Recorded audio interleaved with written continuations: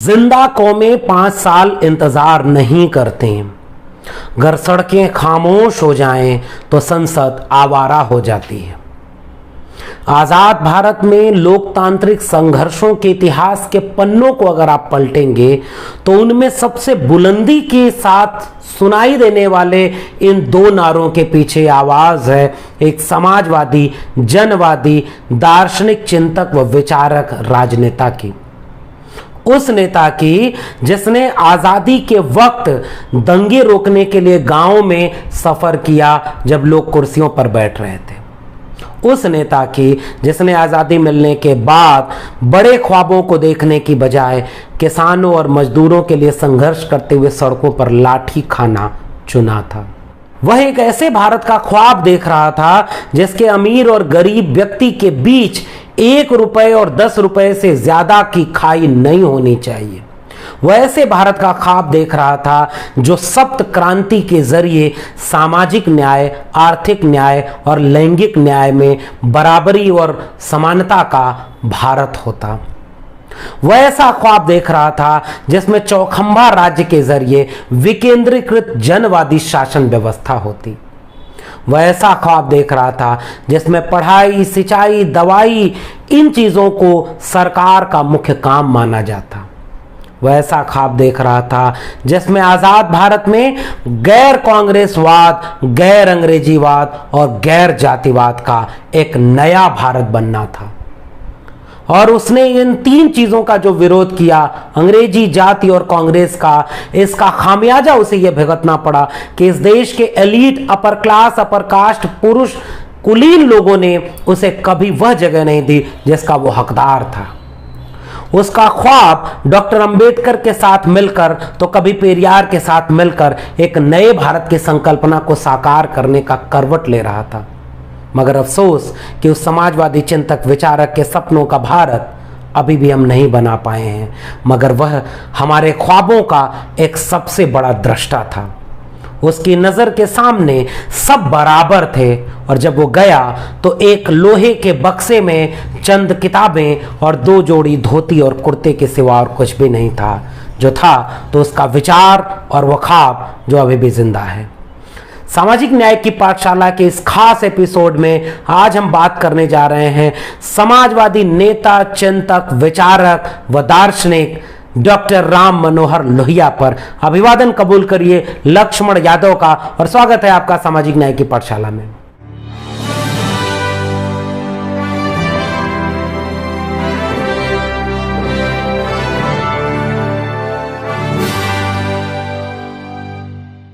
साल 1910 के मार्च महीने की वह तारीख जिसे चंद सालों बाद शहीद आजम भगत सिंह, सुखदेव और राजगुरु को फांसी देने के लिए चुना गया था, उसी तारीख को उत्तर प्रदेश के अकबरपुर जिले में डॉक्टर राम मनोहर लोहिया का जन्म होता है।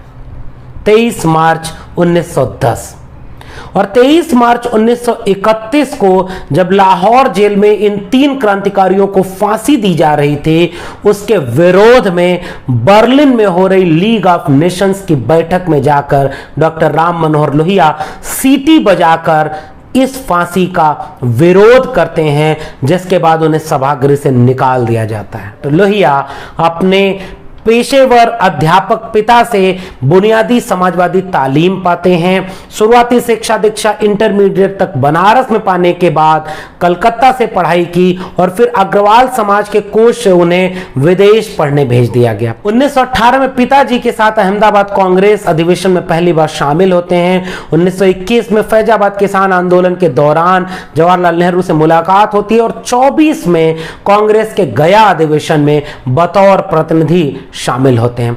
साइमन कमीशन के बहिष्कार के लिए छात्रों के आंदोलन में शिरकत करते हैं और 1930 में पढ़ने के लिए इंग्लैंड रवाना होते हैं, जहां से वो बर्लिन चले जाते हैं। बर्लिन के स्पोर्टर्स पैलेस में हिटलर का भाषण सुनने का भी जिक्र मिलता है। 1932 में लोहिया ने नमक सत्याग्रह विषय पर अपना शोध प्रबंध पूरा कर बर्लिन विश्वविद्यालय से डॉक्टरेट की उपाधि प्राप्त की। डॉक्टर लोहिया अंग्रेजी, फ्रेंच, जर्मन, मराठी, बांग्ला और हिंदी समेत कई भाषाओं को बखूबी लिखने और पढ़ने में दक्ष थे। 17 मई 1934 को पटना में आचार्य नरेंद्र देव की अध्यक्षता में देश के समाजवादी अंजुमन इस्लामिया हॉल में इकट्ठा हुए, जहां समाजवादी पार्टी की स्थापना का निर्णय लिया गया। यहां लोहिया ने समाजवादी आंदोलन की रूपरेखा प्रस्तुत की। पार्टी के उद्देश्यों में लोहिया ने पूर्ण स्वराज का लक्ष्य जोड़ने का संशोधन पेश किया, जिसे अस्वीकार कर दिया। 21-22 अक्टूबर 1934 को बंबई के बर्ली स्थित रेडिमनी टेरेस में 150 समाजवादियों ने इकट्ठे होकर के कांग्रेस सोशलिस्ट पार्टी की स्थापना की। लोहिया उसकी राष्ट्रीय कार्यकारिणी के सदस्य चुने गए। 1936 के मेरठ अधिवेशन में कांग्रेस सोशलिस्ट पार्टी ने कम्युनिस्ट पार्टी के सदस्यों के लिए दरवाजा खोल दिया। लोहिया बार बार कम्युनिस्टों के प्रति सचेत रहने की चेतावनी देते थे, लगातार वो उनसे सजग रहने की बात कहा करते थे। 1929 में उन्होंने शस्त्रों का नाश नामक एक प्रसिद्ध लेख लिखा जो बुद्ध से उनको जोड़ता है। डॉक्टर लोहिया ने अपनी जीवनी में अपने जीवनीकार ओंकार शरद से ये कहा कि नक्शे में यह जो दृश्य देख रहे हो, ये जो रास्ता देख रहे हो, कभी मैं पैदल इस रास्ते पर चलना चाहता हूं। बुद्ध इसी रास्ते चले थे। अल्मोड़ा के जिला सम्मेलन में लोहिया ने नेहरू को झट पलटने वाला नट तक कहा। लगातार लोहिया कांग्रेस और कांग्रेसी कल्चर से नाराज होकर के अपनी एक अलग समाजवादी धारा मुकम्मल रूप से व्यवस्थित करते हुए चलते हैं। भारत छोड़ो आंदोलन के दौरान डॉक्टर लोहिया भूमिगत होकर के आंदोलन को आगे बढ़ाते हैं। जंगजू आगे बढ़ो, क्रांति की तैयारी करो, आजाद राज्य कैसे बने जैसी पुस्तकें उसी भूमिगत रहने के दौरान वो लिखते हैं। उषा मेहता के साथ गुप्त रेडियो चलाते हैं और फिर भागकर नेपाल चले जाते हैं। 30 दिसंबर 1946 को नोआखली में हिंदू और मुसलमानों के बीच अविश्वास को दूर करने के लिए गांधी जी के साथ विस्तृत कार्यक्रम तैयार करते हैं। पूरे साल नोआखली, कलकत्ता, बिहार, दिल्ली सभी जगह लोहिया गांधी के साथ मिलकर सांप्रदायिकता की आग बुझाने की कोशिश कर रहे होते हैं। 9 अगस्त 1947 से लगातार हिंसा रोकने की कोशिश में वो शामिल होते हैं। 14 अगस्त की रात को हिंदू मुस्लिम भाई भाई के नारों के साथ लोहिया ने सभा की। 31 अगस्त को फिर वातावरण बिगड़ गया, गांधी जी अनशन पर बैठ गए। तब लोहिया ने दंगाइयों से हथियार इकट्ठा करवाने की अपील की और हथियार डालने की बात की। शांति समिति की स्थापना हुई और लोहिया आजाद भारत के ऊपर जो लहू लग रहा था दंगों का, उसे रोकने में अपनी भूमिका निभा रहे थे। जनवरी 1947 में लोहिया ने नेपाली राष्ट्रीय कांग्रेस की स्थापना करने और राणाशाही के विरोध के सत्याग्रह की पहल की। 25 जनवरी 1948 को बंबई हड़ताल से लेकर लोहिया जी ने गांधी जी से हड़ताल का समर्थन मांगा। 28 जनवरी को गांधी जी ने कहा कि कल आना पेट भर बात होगी। 30 जनवरी को लोहिया जब बिरला भवन के लिए निकले तो उन्हें गांधी जी की हत्या की खबर मिली। 1949 में पटना में सोशलिस्ट पार्टी का दूसरा अधिवेशन हुआ। इसी अधिवेशन में डॉक्टर लोहिया ने चौखंबा राज्य की संकल्पना पेश की थी। चौखंबा राज्य की संकल्पना आपको पढ़ना चाहिए। उसका मूल सूत्र यह है, केंद्र से लेकर के गांव तक 4 बड़े खंभों के आधार पर विकेंद्रीकृत शासन व्यवस्था हो, जिसमें जनपक्षधरता सामने आए, जनता का शासन असल मायने में हो। 3 जून 1951 को दिल्ली के जनवाड़ी दिवस पर प्रदर्शन किया, रोजी रोटी कपड़ा दो वरना गद्दी छोड़ दो।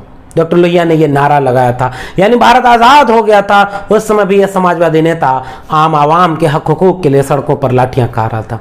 1951 में एशिया की समस्त सोशलिस्ट पार्टियों को एकजुट करने का विचार बनाया और 25 मार्च से 29 मार्च 1952 में एशियाई सोशलिस्ट कॉन्फ्रेंस की और उसमें लोहिया शामिल नहीं हो सके तो जयप्रकाश नारायण को भारत के प्रतिनिधिमंडल के तौर पर भेजा गया। 24-25 सितंबर 1952 को जनरल काउंसिल की बैठक हुई। प्रजा पार्टी और सोशलिस्ट पार्टी को एक करके प्रजा सोशलिस्ट पार्टी का गठन किया गया। 13-14 मई 1954 को उत्तर प्रदेश में प्रजा सोशलिस्ट पार्टी द्वारा नहर रेट की बढ़ोतरी के खिलाफ आंदोलन शुरू किया गया। 4 जुलाई 1954 को फर्रुखाबाद में वाणी स्वतंत्रता के लिए भाषण देने के चलते डॉक्टर लोहिया गिरफ्तार कर लिए गए। यानी डॉक्टर लोहिया आजाद भारत में आम आवाम के हक हुकूक के लिए संघर्ष कर रहे हैं। और देखिए मुद्दे क्या चल रहे हैं। वो एक प्रगतिशील विचारक समाजवादी चिंतक थे डॉक्टर लोहिया। 1956 में लोहिया ने मैनकाइंड नामक पत्रिका शुरू की। 1961 में अंग्रेजी हटाओ आंदोलन शुरू किया। डॉक्टर लोहिया अंग्रेजी को एक सामंती भाषा कहते हैं और वो कहते हैं कि यदि सरकारी और सार्वजनिक काम ऐसी भाषा में चलाया जाए जिसे देश के करोड़ों आदमी समझ ही न सकें तो यह एक प्रकार का जादू टोना होगा। अंग्रेजी हटाओ, मातृभाषा लाओ। और डॉक्टर लोहिया लिखते हैं कि मैं चाहूंगा कि हिंदुस्तान के साधारण लोग अपने अंग्रेजी के अज्ञान पर लजाएं नहीं, बल्कि गर्व करें। इस सामंती भाषा को उन्हीं के लिए छोड़ दें जिनके माँ बाप अगर शरीर से नहीं तो आत्मा से अंग्रेज हैं। डॉक्टर लोहिया मुखर होकर के अंग्रेजी विरोध करते हैं, क्योंकि डॉक्टर लोहिया कहते हैं कि इस देश का आम आवाम मातृबोली और अपनी जनभाषा में बातचीत करता है। 1962 के चुनाव में डॉक्टर लोहिया नेहरू के खिलाफ इलाहाबाद के फूर पुल से चुनाव लड़ते हैं और हार जाते हैं। 11 नवंबर 1962 को कलकत्ता में सभा करके तिब्बत का सवाल उठाते हैं। 63 में फर्रुखाबाद से उपचुनाव में 58,000 मतों से डॉक्टर लोहिया विजयी होते हैं और लोकसभा में आकर 3 आना बनाम 15 आना की बहस करते हैं, जो बहुत लोकप्रिय हुई। और उन्होंने कहा कि इस देश के 18 करोड़ आबादी 4 आने पर जिंदगी काटने पर मजबूर है और इस देश का प्रधानमंत्री 25,000 रुपए रोज खर्च करता है। कल्पना करिए डॉक्टर लोहिया आज होते तो क्या सवाल पूछ रहे होते, जिस दौर में अरबों रुपए प्रचार और कपड़े पर बर्बाद कर दिए जा रहे हैं। 9 अगस्त 1965 को लोहिया को भारत सुरक्षा कानून के अंतर्गत गिरफ्तार कर लिया जाता है। यानी अपने जीवन में लगातार वो संघर्ष करते हुए आम आवाम के हकूकों की बात उठाते हुए कहते हैं। डॉक्टर लोहिया पिछड़े वर्ग की नुमाइंदगी के लिए एक बहुत प्रसिद्ध नारा देते हैं। संयुक्त सोशलिस्ट पार्टी का गठन होता है और उसके नाम पर यह नारा होता है कि सन सोपा ने बांधी गांठ, पिछड़ा पावे 100 में 60। और वो कहते हैं कि पिछड़े तबके की आबादी अगर 60% है तो उन्हें हर जगह 60% हक हुकूक मिलना चाहिए और जाति का मुखर विरोध करते हैं। डॉक्टर लोहिया डॉक्टर अंबेडकर के साथ मिलकर के एक नए तरह का बहुजन एका वाला राजनीतिक विकल्प बनाना चाह रहे होते हैं और वहीं दूसरी तरफ वो पेरियार से मिलते हैं और पेरियार से मिलकर के उस बड़ी एका को और विस्तृत करना चाहते हैं, मगर अफसोस ये हो न सका। 30 सितंबर 1967 को डॉक्टर लोहिया बीमार पड़ते हैं, नई दिल्ली के विलिंगटन अस्पताल में भर्ती किए जाते हैं और 12 अक्टूबर 1967 को मात्र 57 वर्ष की आयु में उनका निधन हो जाता है। उनके निधन को लेकर के गहरा संदेह व्यक्त किया जाता है और मौत के बारे में कुलदीप नैयर अपनी किताब बियॉन्ड द लाइंस में लिखते हैं कि मैं राम मनोहर लोहिया से अस्पताल में मिलने गया था। उन्होंने मुझसे कहा, कुलदीप मैं इन डॉक्टरों के चलते मर रहा हूं। कुलदीप नैयर आगे लिखते हैं कि लोहिया की बात सच निकली, क्योंकि डॉक्टरों ने उनकी बीमारी का गलत इलाज कर दिया था और उनकी मौत के बाद सरकार ने दिल्ली के सभी सरकारी अस्पतालों के निरीक्षण हेतु एक समिति नियुक्त की। आज इसी अस्पताल का नाम दिल्ली में डॉक्टर राम मनोहर लोहिया अस्पताल है। डॉक्टर लोहिया का सबसे प्रसिद्ध कुछ सैद्धांतिक और वैचारिक आयाम है जो बहुत संक्षेप में आपको जानना बहुत जरूरी है, जिनमें सबसे अहम है सप्त क्रांति। डॉक्टर लोहिया 7 प्रकार की क्रांति की बात करते हैं। पहली, नर नारी की समानता के लिए क्रांति। दूसरी, चमड़े के रंग पर रची राजकीय, आर्थिक और दिमागी असमानता के खिलाफ क्रांति। तीसरी, संस्कारगत जन्मजात जाति प्रथा के खिलाफ और पिछड़ों को विशेष अवसर देने के लिए क्रांति। चौथी, परदेसी गुलामी के खिलाफ और स्वतंत्रता व विश्व लोक राज के लिए क्रांति। पांचवी, निजी पूंजी की विषमताओं के खिलाफ और आर्थिक समानता के लिए तथा योजना द्वारा पैदावार बढ़ाने के लिए क्रांति। छठवीं, निजी जीवन में अन्यायी हस्तक्षेप के खिलाफ और लोकतंत्री पद्धति के लिए क्रांति। और सातवां, अस्त्र शस्त्र के खिलाफ और सत्याग्रह के लिए क्रांति। डॉक्टर लोहिया का जेंडर डिस्कोर्स बहुत प्रसिद्ध रहा है। डॉक्टर लोहिया लगातार एक बात कहते हैं अपने लेखों और भाषणों में कि इस देश की महिलाओं को सावित्री को नहीं, द्रौपदी को भारतीय नारी के प्रतीक के रूप में देखना चाहिए। सती सीता नहीं, द्रौपदी बनना सीखो। धार्मिक चिंतन के आधार पर डॉक्टर लोहिया के राजनीति और धर्म के रिश्ते पर एक प्रसिद्ध वाक्य है कि राजनीति अल्पकालिक धर्म है और धर्म दीर्घकालिक राजनीति। वो रामायण को उत्तर दक्षिण का संगम का ग्रंथ और महाभारत को पूर्व और पश्चिम के संगम का ग्रंथ मानते हैं।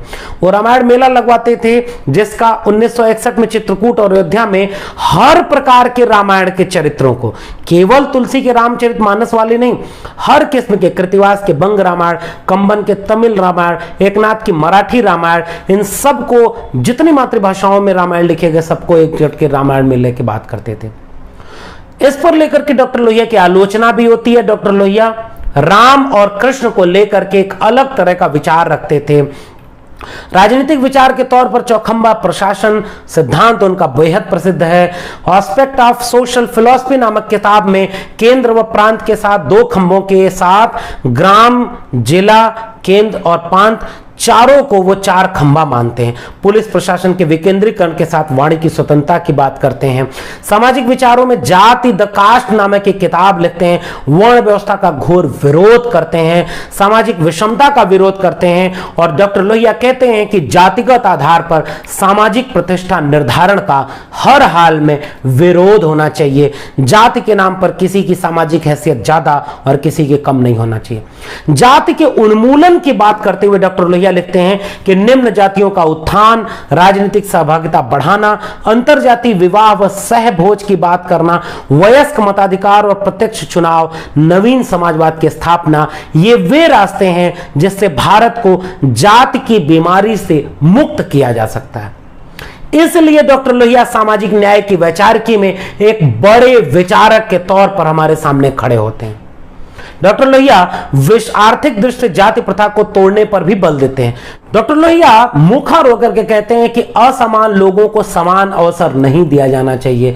असमान लोगों को विशेष अवसर का सिद्धांत के आधार पर विशेष प्राथमिकता दी जानी चाहिए। डॉक्टर लोहिया मार्क्स, गांधी व समाजवाद की राजनीति, इन दोनों पर विश्लेषण करते हुए तमाम किताबें लिखते हैं। गांधी व मार्क्स दोनों को डॉक्टर लोहिया अधूरा चिंतक कहते हैं। डॉक्टर लोहिया की कुछ किताबें आपको जरूर पढ़नी चाहिए, जिनमें सबसे प्रमुख है इतिहास चक्र, जिसमें मार्क्सवादी इतिहास की व्याख्या है। डॉक्टर लोहिया वहां पर जातियों के शिथिल होकर वर्ग और वर्ग के संगठित होकर जात में बदल जाने की अंतःक्रिया की व्याख्या करते हैं। डॉक्टर लोहिया की एक और महत्वपूर्ण किताब है भारत विभाजन के गुनहगार, और उसके साथ साथ देश विदेश नीति कुछ पहलू, धर्म पर एक दृष्टि, भारतीय शिल्प, मार्क्सवाद और समाजवाद, राग, जिम्मेदारी की भावना, अनुपात की समझ, समलक्ष्य, समबोध, समदृष्टि, सच, कर्म, प्रतिकार और चरित्र निर्माण आह्वान, समाजवादी चिंतन, संसदीय आचरण, इस तरह की तमाम किताबें लिखते हैं। और अनामिका प्रकाशन से डॉक्टर लोहिया का समग्र लेखन प्रकाशित हो चुका है। अपनी एक लोकप्रिय पुस्तक हिंदू बनाम हिंदू में डॉक्टर लोहिया लिखते हैं कि हिंदू धर्म कोई खास सिद्धांत या संगठन नहीं है, न विश्वास और न व्यवहार का कोई नियम उनके लिए अनिवार्य है। और डॉक्टर लोहिया लगातार ये बात करते हैं कि वंचित शोषित को उनका हक मिलना चाहिए।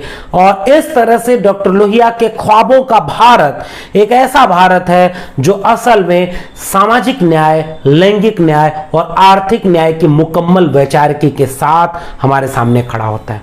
डॉक्टर लोहिया सबके बराबरी की बात करते थे। डॉक्टर लोहिया कांग्रेस से मुक्ति की बात करते थे, मगर आज डॉक्टर लोहिया अगर 21वीं सदी में हमारे सामने होते तो वो कांग्रेस के विरोध के साथ साथ भारतीय जनता पार्टी और राष्ट्रीय स्वयंसेवक संघ को उखाड़ फेंकने की बात करते। यह बात ठीक है कि डॉक्टर लोहिया पर कुछ आरोप भी लगते हैं कि उन्होंने राष्ट्रीय स्वयंसेवक संघ का साथ लिया, कांग्रेस विरोध के चक्कर में उन्होंने दक्षिणपंथी ताकतों को प्रश्रय दिया। जेपी ने उसके बाद जेपी आंदोलन 1975 में भी प्रश्रय दिया, और जिससे आज हम कई जगह पर यह महसूस कर रहे हैं कि वह दक्षिणपंथी राष्ट्रीय स्वयंसेवक संघ और दक्षिणपंथी नफरती विचार के लोग आज हमारे ऊपर हावी हैं। मगर आज डॉक्टर लोहिया होते तो क्या वो दक्षिण पंथ के साथ खड़े होते या कांग्रेस के साथ खड़े होते? मेरा मानना है कि आज अगर डॉक्टर लोहिया होते तो कांग्रेस के साथ साथ आरएसएस को हमेशा हमेशा के लिए खत्म करने के जन आंदोलन की अगुवाई कर रहे होते। आज डॉक्टर लोहिया होते तो अंग्रेजी के नाम पर देश की जन भाषाओं और उनके साथ साथ शैक्षणिक और नौकरियों तक में इंटरव्यू के नाम पर जो वंचित तबके के साथ भेदभाव रहा उसके खिलाफ आंदोलन कर रहे होते। आज डॉक्टर लोहिया होते तो किसान आंदोलन में जो नहर का रेट बढ़ाने से लेकर के आज जब जमीन को बेचा जा रहा है, ऐसे में तो डॉक्टर लोहिया किसानों के सबसे अगुआ हिमायती बनकर के सड़क पर लाठियां खा रहे होते। आज डॉक्टर लोहिया होते तो शिक्षा के बेचे जाने के खिलाफ मुहिम चला रहे होते। आज डॉक्टर लोहिया होते तो एनिहिलेशन ऑफ कास्ट में शायद पेरियार और अंबेडकर को मिला करके एक नए बहुजन एका का जो ख्वाब था उसे पूरा करने के लिए कोशिश कर रहे होते। आज डॉक्टर लोहिया होते तो भारत की आम, वंचित, शोषित, कमेरा, श्रमशील जातियों के लिए संघर्ष करते, अपनी गलती पर पछताते और कहते कि कांग्रेस से ज्यादा खतरनाक दक्षिणपंथी आरएसएस और इस तरह के विचार हैं। आज डॉक्टर लोहिया होते तो अपने एक खाली अटैची, अपनी चंद किताबें और डायरी लेकर के बुद्ध के विचार को साथ रख करके इस देश में सामाजिक न्याय की बात करते। आज डॉक्टर लोहिया होते तो अपने उन वारिसों से भी सवाल पूछते कि मेरा अधूरा ख्वाब पूरा करने की बजाय तुमने कोई और रास्ता तो नहीं चुन लिया। मूल्यांकन सबको करना चाहिए, डॉक्टर लोहिया का मूल्यांकन भी होना चाहिए, लेकिन हम जानते हैं कि सामाजिक न्याय की मुकम्मल वैचारिकी में सबसे अगुआ कुछ नामों में एक नाम है डॉक्टर राम मनोहर लोहिया का। तो एक बुनियादी परिचय मैंने आपको दिया है। आपको ये बातचीत कैसी लगी नीचे कमेंट बॉक्स में जरूर बताइएगा। आगे किसी एपिसोड में हम लोग किसी और शख्सियत पर बात करेंगे। तब तक के लिए बहुत बहुत शुक्रिया। अगर आपको ये बातचीत अच्छी लग रही हो तो चैनल को सब्सक्राइब कीजिए, लाइक और शेयर करिए। अगर आपको लगता है कि डॉक्टर लोहिया को जन जन को पढ़वाना चाहिए तो इस बात को आगे बढ़ाइए। आप देख रहे थे सामाजिक न्याय की पाठशाला।